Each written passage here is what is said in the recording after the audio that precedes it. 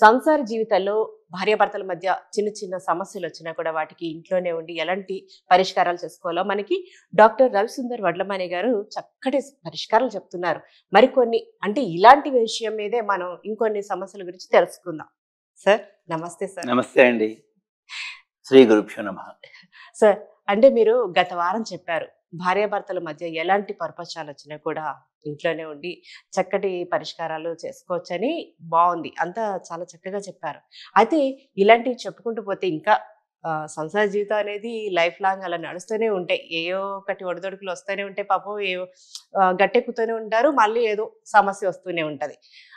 అయితే ఇక్కడ భార్యాభర్తలు అప్పటి వరకు చాలా అన్యోన్యంగా ఉన్నా కూడా వాళ్ళ మధ్యలో ఇద్దరిలో ఎవరిలో అయినా కూడా తేడా వస్తుంది, అంటే అన్యోన్యత లోపిస్తుంది, వీళ్ళు అపార్థాలు చేసుకునే అలాంటి విషయాలు కనిపిస్తున్నాయి అనుకోండి. వీళ్ళు అంటే భార్య భర్తకి చెప్పకుండా, భర్త భార్యకి చెప్పకుండా సీక్రెట్ గా ఏదైనా చేసుకునే రెమెడీ ఉందంటారా?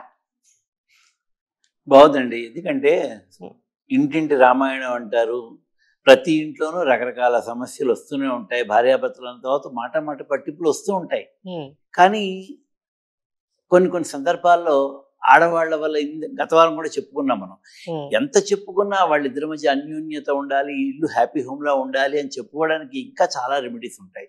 కొన్ని సందర్భాల్లో మగవాళ్ళు ఏదో ఆవేశంలోనూ మాటలు కంగారులో ఏదో మాట అనేసి వెళ్ళిపోతారు, బాధపడతారు.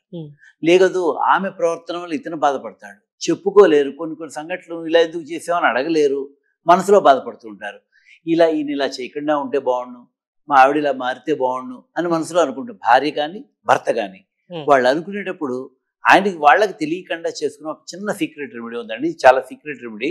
కాకపోతే ఇద్దరు కలిసి ఒకేసారి చేస్తే మళ్ళీ కామెడీగా ఉంటుంది. కానీ ఇంట్లో చేసుకునేది ఏంటి అంటే ఒక గుండ్రని ఒక్క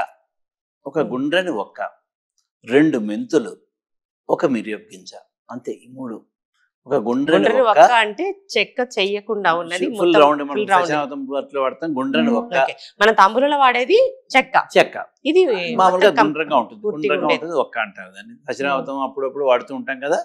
గుండ్రని ఒక్క, 2 మెంతులు, 1 మిరియం గింజ.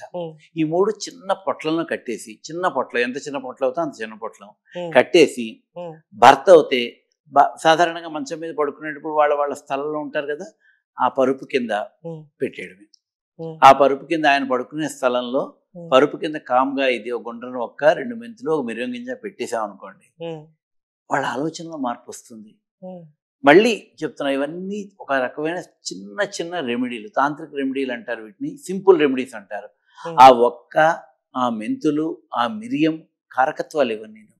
ఆ కారకత్వాల్లో వాళ్ళిద్దరి మధ్య చిన్న అభిప్రాయ భేదాలను తొలగిపోతాయి. ఇది చాలా చక్కగా పనిచేస్తుందండి. మంచి రెమెడీ.